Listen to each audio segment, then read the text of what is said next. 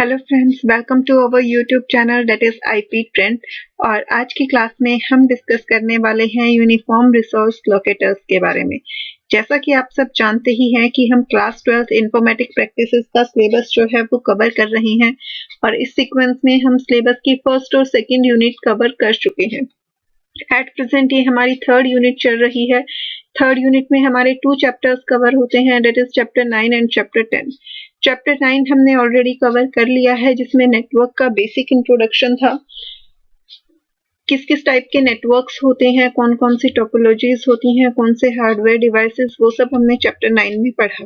उसके बाद हमने चैप्टर 10 स्टार्ट किया, जो कि इंटरनेट और वर्ल्ड वाइड वेब के बारे में है। दोनों में क्या डिफरेंसेस होते हैं, दोनों की हिस्ट्री के बारे में इस चैप्टर में हमने पढ़ा।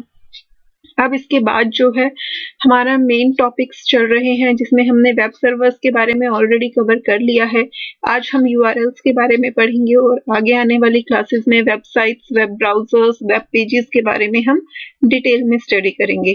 नेटवर्किंग हमारी डे टू डे लाइफ का एक बहुत ही इम्पोर्टेंट पार्ट है, इसलिए ये सारी टर्म्स हमारे लिए बहुत इम्पोर्टेंट हैं और इनका हमें समझ आना हमारी लाइफ के लिए सिर्फ हमारे क्लास और सिलेबस के पॉइंट ऑफ व्यू से ही नहीं, हमारी डे टू डे लाइफ के पॉइंट ऑफ व्यू से भी काफी इम्पोर्टेंट है। तो चलिए स्टार्ट करते हैं आज की क्लास। बट क्लास स्टार्ट करने से पहले अगर आपने अभी तक चैनल सब्सक्राइब नहीं किया है तो जल्दी से चैनल को सब्सक्राइब कर लीजिए, बेल आइकन प्रेस कीजिए ताकि हर नई वीडियो की नोटिफिकेशन आपको मिलती रहे। साथ ही साथ अगर आपको कोई भी डाउट है, कहीं भी आपको कोई भी प्रॉब्लम आ रही है, तो आप अपने डाउट्स जो हैं वो कमेंट करके पूछ सकते हैं और मुझे अपना फीडबैक भी ज़रूर प्रोवाइड कीजिए कि आपको अगर कोई भी इम्प्रूवमेंट चाहिए किसी भी तरह की वीडियोस में तो वो मुझे ज़रूर बताइए। तो चलिए स्टार्ट करते हैं आज की क्लास। यूआरएल्स जो हैं वो यूनिफॉर्म रिसोर्स लोकेटर की शॉर्ट फॉर्म होती है। यूआरएल जो है वो इंटरनेट पे जो हमारे एड्रेसेस होते हैं, जब भी हम किसी भी वेबसाइट को एक्सेस करना होता है तो हम उस वेबसाइट का यूआरएल जो है अपने वेब ब्राउजर में टाइप करते हैं, क्योंकि हमें कौन सी साइट के बारे में देखना है। जब तक हम उस साइट का एड्रेस अपने वेब ब्राउजर में नहीं डालेंगे तब तक वेब ब्राउजर उस साइट के लिए रिक्वेस्ट नहीं भेजेगा सर्वर को, और जब तक रिक्वेस्ट नहीं सेंड होगी तब तक हमें रिस्पॉन्स नहीं मिलेगा। लाइक अगर हम फेसबुक ओपन करना चाहते हैं तो उसके लिए हमारे पास यूआरएल होता है www.facebook.com। अगर आपको गूगल ओपन करना है तो google.com, और अगर गूगल का जो इंडियन वर्जन है हमें वो चाहिए तो google.co.in हम उसके लिए यूज करते हैं। माइक्रोसॉफ्ट की साइट अगर हमें ओपन करनी है तो www.microsoft.com हम यूज करते हैं। तो हर वेबसाइट का अपना एक यूनिक एड्रेस होता है जिसे यूनिफॉर्म रिसोर्स लोकेटर कहा जाता है, और इस शॉर्ट फॉर्म में हम उसे यूआरएल भी कहते हैं। A location on a net server is called a website। जो हमारे वेब सर्वर्स होते हैं या इंटरनेट सर्वर्स जो होते हैं उन पे जो लोकेशंस होती हैं उन्हें हम वेबसाइट कहते हैं, या फिर हम ये भी कह सकते हैं कि हर वेबसाइट की अपनी एक लोकेशन होती है, अपना एक एड्रेस होता है। Each website has a unique address called URL. Her website का अपना यूनिक एड्रेस होता है और उस एड्रेस को हम क्या कहते हैं, यूआरएल। उसकी फुल फॉर्म क्या है, uniform resource locator. For example, the website of Microsoft has an address or URL called http://www.microsoft.com। तो मैंने अभी आपको एग्जाम्पल्स दिए ही थे। सेम उसी तरीके से अगर आपको माइक्रोसॉफ्ट की वेबसाइट एक्सेस करनी है तो उसके लिए हमें एड्रेस या यूआरएल जो है वो क्या देना होगा, http://www.microsoft.com। Let us explore it further. The internet structure of the World Wide Web is built on a set of rules called Hypertext Transfer Protocol। World wide web के बारे में हम ऑलरेडी पढ़ ही चुके हैं। वर्ल्ड वाइड वेब जो था वो क्या था, set of programs, standards and rules. तो वर्ल्ड वाइड वेब जो है वो जिन सेट ऑफ रूल्स के ऊपर बनाया गया है उन सेट ऑफ रूल्स को हम क्या कहते हैं, hypertext transfer protocol. And a page description language called hypertext markup language. जैसे हर कोड को लिखने के लिए एक लैंग्वेज चाहिए होती है। आप लोगों ने पाइथन पढ़ी है, सी प्लस प्लस, जावा के बारे में आपने सुना है। सेम उसी तरीके से वेबसाइट्स की डेवलपमेंट के लिए हाइपरटेक्स्ट मार्कअप लैंग्वेज जो है वो यूज होती है। HTTP uses internet address in a special format called a Uniform Resource Locator और URL। जो हमारा हाइपरटेक्स्ट ट्रांसफर प्रोटोकॉल है वो जिस इंटरनेट एड्रेस को यूज करता है वो एक स्पेशल फॉर्मेट में होता है जिसे हम क्या कहते हैं, URL कहते हैं। It looks like this. सबसे पहले यहाँ पर आता है प्रोटोकॉल का टाइप, HTTP है, FTP है या फिर और कोई भी प्रोटोकॉल जो भी हमारी वेबसाइट जिसमें डेवलप हुई है, जिस प्रोटोकॉल को यूज करके उस प्रोटोकॉल का टाइप यहाँ पर आ जाता है। उसके बाद वेबसाइट का एड्रेस और फिर हमें जिस फाइल को एक्सेस करना है उस फाइल का एग्जैक्ट पाथ जो है वो हम प्रोवाइड करते हैं। अब इसकी यहाँ पे आगे आपको ये अलग अलग पार्ट्स में बाइफिकेट करके एक्सप्लेन किया गया है। यहाँ पर जो टाइप है वो क्या मेंशन कर रहा है, it specifies the type of server in which the file is located, कि किस तरह के सर्वर में जो है वो फाइल लोकेटेड है। अब यहाँ पे आप इसे प्रोटोकॉल का टाइप भी कह सकते हो और सर्वर का टाइप भी कह सकते हो, both are the same things. इसके बाद जो एड्रेस वाला पार्ट है वो क्या है, it is the address of the server, कि जिस सर्वर पे आपको आपकी फाइल मिलेगी उस सर्वर का एड्रेस है या फिर जो वेबसाइट आप एक्सेस करना चाह रहे हो उस वेबसाइट का address. Next, the path tells the location of file on the server. Path जो है वो आपको फाइल की एग्जैक्ट लोकेशन बताता है कि वो सर्वर पर कहां पर स्टोर्ड है। For example in the following URL, अब यहाँ पर आपको ये एक एग्जाम्पल दिया है, http://encycle.msn.com getinfo style.asp। अब इस वाले URL के अंदर जो HTTP है वो क्या स्पेसिफाई कर रहा है, टाइप ऑफ सर्वर और you can say type of protocol.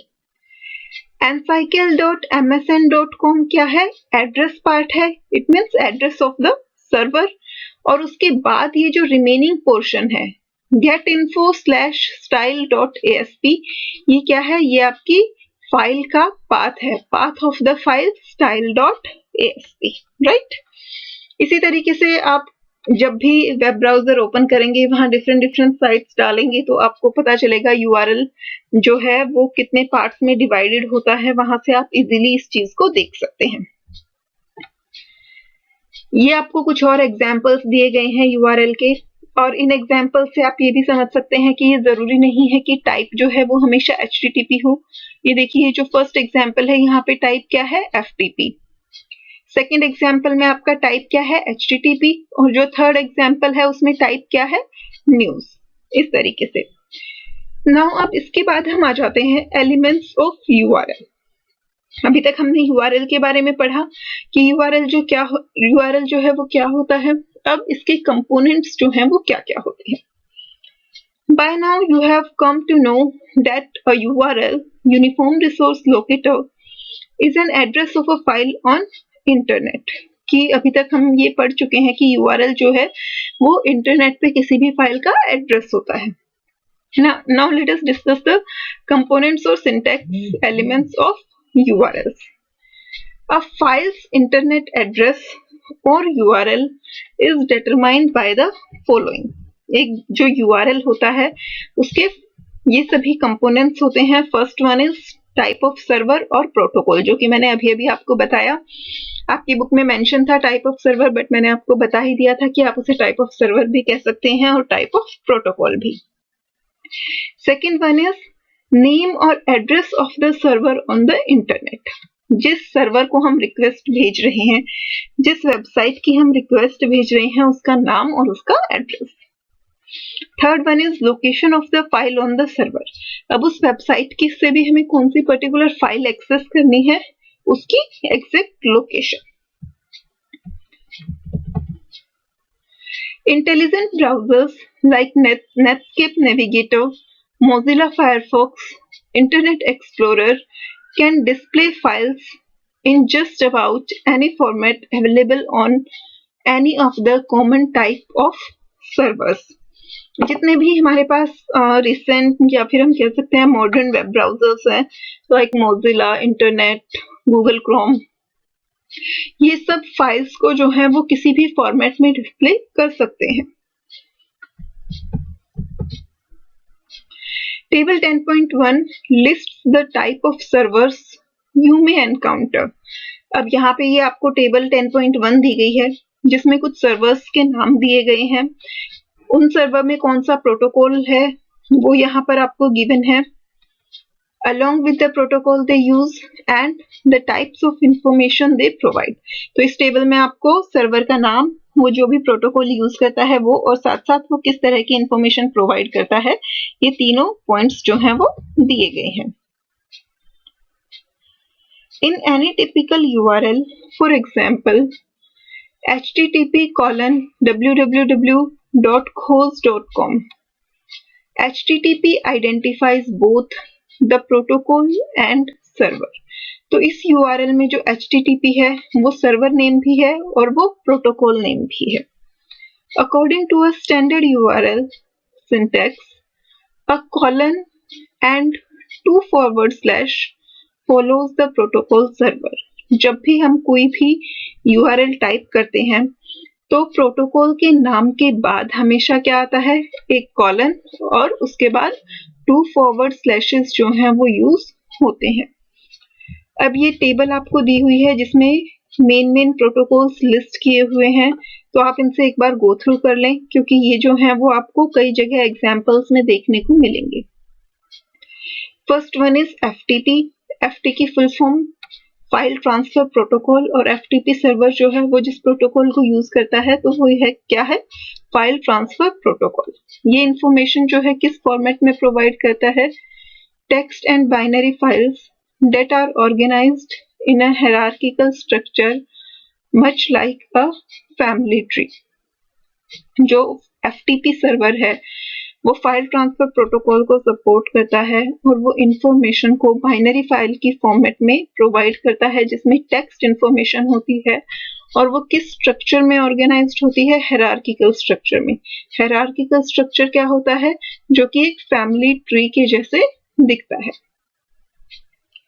ये अपने हायरार्किकल टोपोलॉजी या जो ट्री टोपोलॉजी पढ़ी थी वहां से आप हायरार्किकल स्ट्रक्चर को कंपेयर कर सकते हैं। Next one is gopher. Gopher server जो है वो किस प्रोटोकॉल को सपोर्ट करता है, transfer control protocol and internet protocol. Transfer control protocol को हम शॉर्ट फॉर्म में TCP कहते हैं और इंटरनेट प्रोटोकॉल को हम शॉर्ट फॉर्म में क्या कहते हैं, IP कहते हैं। गोफर सर्वर जो है वो किस तरीके की इंफॉर्मेशन प्रोवाइड करता है, same as FTP। It means वो बाइनरी फाइल्स में टेक्स्ट इंफॉर्मेशन प्रोवाइड करता है, लेकिन ये बाइनरी फाइल्स जो होती हैं इनमें जो इंफॉर्मेशन होती है उसका स्ट्रक्चर कैसा होता है, मेन्यू लाइक स्ट्रक्चर होता है। FTP में जो स्ट्रक्चर था वो हायरार्किकल था, बट गोफर में जो स्ट्रक्चर होता है वो मेन्यू काइंड ऑफ स्ट्रक्चर होता है। Next server is HTTP। HTTP server जो है वो हाइपरटेक्स्ट ट्रांसफर प्रोटोकॉल को सपोर्ट करता है, और इसमें जो इंफॉर्मेशन होती है वो कोई बाइनरी फाइल या सिर्फ टेक्स्ट इंफॉर्मेशन नहीं होती है, बल्कि हाइपरटेक्स्ट ट्रांसफर प्रोटोकॉल जो है वो मल्टीमीडिया डॉक्यूमेंट्स को सपोर्ट करता है जिसमें इमेजेस, ऑडियो, वीडियो, डॉक्यूमेंट्स सब कुछ इंक्लूडेड होता है। तो ये प्रोटोकॉल जो है वो हाइपरटेक्स्ट और हाइपरमीडिया फाइल्स यूज करता है। हाइपरटेक्स्ट और हाइपरमीडिया फाइल्स में क्या क्या चीजें आती हैं, multimedia documents that contains links to images, sound और other multimedia documents on the world wide web. तो जितने भी हमारे ग्राफिक्स होते हैं, साउंड, ऑडियो, वीडियो, इमेजेस सब होता है वो सारा इस प्रोटोकॉल में सपोर्टेड होता है। Next one is mail server.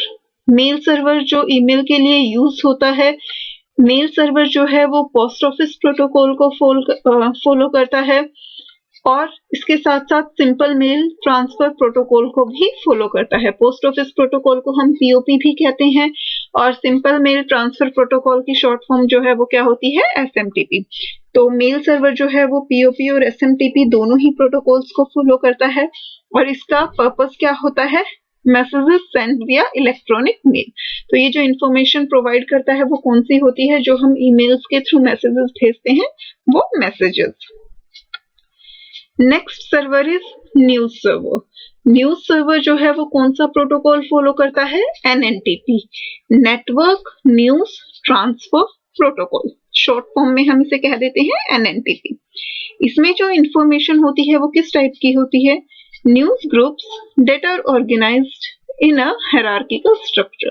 तो जितने भी न्यूज रिलेटेड ग्रुप्स होते हैं जो हायरार्किकल स्ट्रक्चर में ऑर्गेनाइज्ड होते हैं वो न्यूज सर्वर पे होते हैं और वो कौन सा प्रोटोकॉल फॉलो करते हैं? Network news transfer protocol. अब ये तो हो गए सर्वर टाइप्स या फिर प्रोटोकॉल। अब इसके बाद जो नेक्स्ट कंपोनेंट है URL का वो क्या होता है? हमारा address. The next component of the address is the name of the server. जो URL का नेक्स्ट कंपोनेंट है वो क्या है? हमारा एड्रेस। और वो एड्रेस क्या होता है? Name of the server. जो हमने यहाँ पर अभी एग्जाम्पल पढ़ा था ये वाला http www.khoz.com, यहाँ पे हमारा टाइप क्या था? http और एड्रेस क्या है? www.khoz.com। तो यहाँ पर देखिए ये वही आपको यहाँ बताया गया है। In this case www.khoz.com is the address or we can say is the name of the server. Server names have multiple component. जो सर्वर नेम होते हैं उनके खुद के भी मल्टीपल कंपोनेंट्स होते हैं। Commonly a web server's name will begin www. Generally जितने भी वेब सर्वर्स होते हैं उन सब के नाम जो है वो www से स्टार्ट होते हैं क्योंकि वो वर्ल्ड वाइड वेब से सपोर्टेड होते हैं। और सबका एंड जो है वो किससे होता है?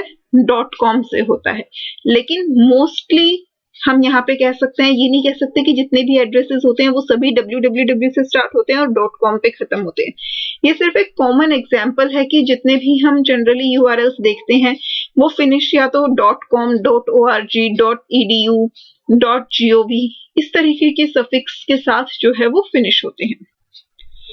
द .com सफिक्स, और हम इस सफिक्स को डोमेन इंडिकेटर भी कह सकते हैं, indicates that Khoj is a commercial entity as opposed to a non-profit organization. यहाँ पे जो हमारा URL था वो था www.khoz.com। तो यहाँ पे ये जो .com सफिक्स है ये क्या इंडिकेट कर रहा है कि ये जो सर्वर है ये सर्वर एक कमर्शियल एंटिटी है, ना कि कोई नॉन प्रॉफिट ऑर्गेनाइजेशन। अब हमारे पास हम यहाँ पढ़ेंगे कई तरह के सफिक्स होते हैं और वो सफिक्स हमें क्या इंफॉर्मेशन प्रोवाइड करते हैं या वो किस चीज के लिए होते हैं उसके बारे में भी हम पढ़ेंगे। तो .com जो है वो कमर्शियल एंटिटीज के लिए यूज होता है, नॉन प्रॉफिट ऑर्गेनाइजेशंस के लिए .org यूज होता है, अगर स्कूल्स और यूनिवर्सिटीज से रिलेटेड वेबसाइट्स हैं तो उनके लिए .edu यूज होता है, अगर गवर्नमेंट ब्रांचेस हैं तो उनके लिए जो सफिक्स होता है वेबसाइट्स का वो क्या होता है? .gov। इस तरीके से हमारे पास एक लिस्ट जो है वो रेडी हो जाती है। The naming scheme by which servers are identified is also known as domain name system। और ये नेमिंग स्कीम जो है जिसकी हेल्प से हम आइडेंटिफाई कर पाते हैं सर्वर्स को कि वो कमर्शियल एंटिटी है या नॉन प्रॉफिट ऑर्गेनाइजेशन है या एजुकेशनल एंटिटी है या गवर्नमेंट एंटिटी है, इस सिस्टम को हम क्या कहते हैं? डोमेन नेम सिस्टम कहते हैं। Table 10.2 list some most common domains. अब यहाँ पर आपको कुछ कॉमन डोमेन्स दी गई हैं। टेबल 10.1 में आपने कुछ कॉमन टाइप ऑफ प्रोटोकॉल्स पढ़े थे, सर्वर्स पढ़े थे। अब यहाँ हमें ये कुछ कॉमन डोमेन्स दी गई हैं, तो इनकी लिस्ट आप एक बार देख लीजिए। कॉम जो है वो किसके लिए होता है? कमर्शियल के लिए होता है और ये कमर्शियल फर्म्स को रिप्रेजेंट करता है। edu स्टैंड्स फॉर एजुकेशन और ये किन्हें रिप्रेजेंट करता है? एजुकेशनल फर्म्स को। gov स्टैंड्स फॉर गवर्नमेंट और ये जो डोमेन है ये किसे रिप्रेजेंट करती है? Government organisations and government bodies को। MIL स्टैंड्स फॉर मिलिट्री और ये मिलिट्री रिलेटेड साइट्स को रिप्रेजेंट करती है। Next one is NET. Net stands for network resources, और ये क्या रिप्रेजेंट करती है? इंटरनेट सर्विस प्रोवाइडर्स और networks websites. ORG stands for non profit organisations, और ये किन्हें रिप्रेजेंट करती है? जितने भी NGOs या फिर बाकी की जितनी भी नॉन प्रॉफिट ऑर्गेनाइजेशंस होती हैं उन सबके लिए .org यूज होता है.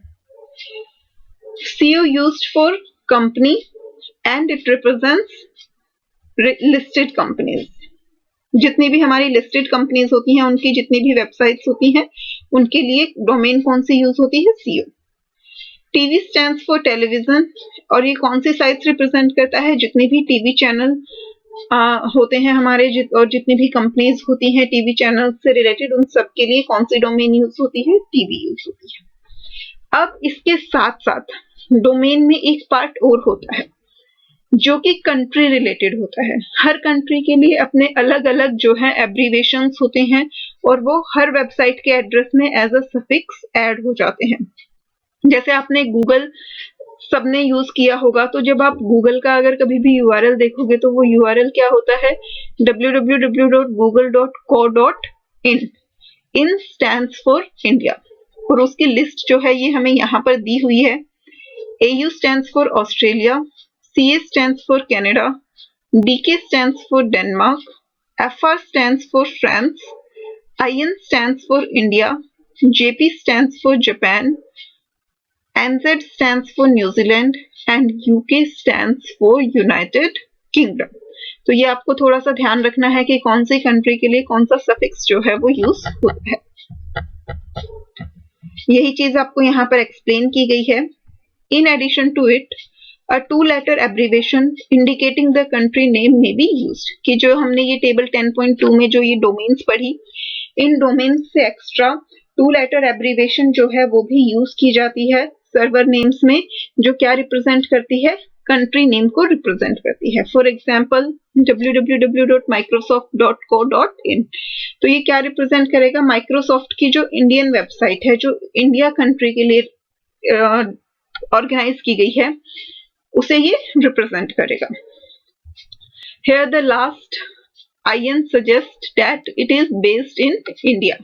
Similarly, URL www.clearnet.nz suggests that it is based in New Zealand. तो लास्ट का जो टू लेटर सफिक्स होता है, एब्रीवेशन होती है, ये हमारे कंट्री कोड होती है. अब URL क्या होता है ये हमने पढ़ लिया, URL के कंपोनेंट्स हमने पढ़ लिए. अब नेक्स्ट जो है वो है हमारा टाइप ऑफ URL. हमारे पास दो तरह के URL होते हैं, absolute URL and relative URLs. इस पार्ट को हम नेक्स्ट वीडियो में कवर करेंगे. पहले आप एक बार ये समझ लीजिए कि URL क्या होता है, उसके कंपोनेंट्स क्या क्या होते हैं, डोमेन नेम सिस्टम क्या होता है, कंट्री एब्रीवेशंस और प्रोटोकॉल्स. आप गूगल पे गूगल पे नहीं, मतलब वेब ब्राउजर पे डिफरेंट टाइप के URLs डाल के देखिए, अलग अलग वेबसाइट खोलिए और नोटिस कीजिए कि ऊपर उनका URL क्या आ रहा है, जिससे आपको URLs को आइडेंटिफाई करने में, उनके कंपोनेंट्स को आइडेंटिफाई करने में हेल्प मिलेगी. उसके बाद नेक्स्ट क्लास में हम URL के टाइप्स के बारे में पढ़ेंगे और वेबसाइट्स और वेब पेजेस के बारे में डिस्कस करेंगे. तो आज की वीडियो आपको कैसी लगी मुझे कमेंट करके जरूर बताइए. अगर पसंद आई है तो लाइक बटन प्रेस कीजिए, और हाँ, अगर चैनल अभी तक सब्सक्राइब नहीं किया है तो जल्दी से उसे सब्सक्राइब कर लीजिए, बेल आइकन प्रेस कीजिए ताकि हर नई वीडियो की नोटिफिकेशन आपको मिलती रहे. मिलते हैं नेक्स्ट वीडियो में. Bye bye.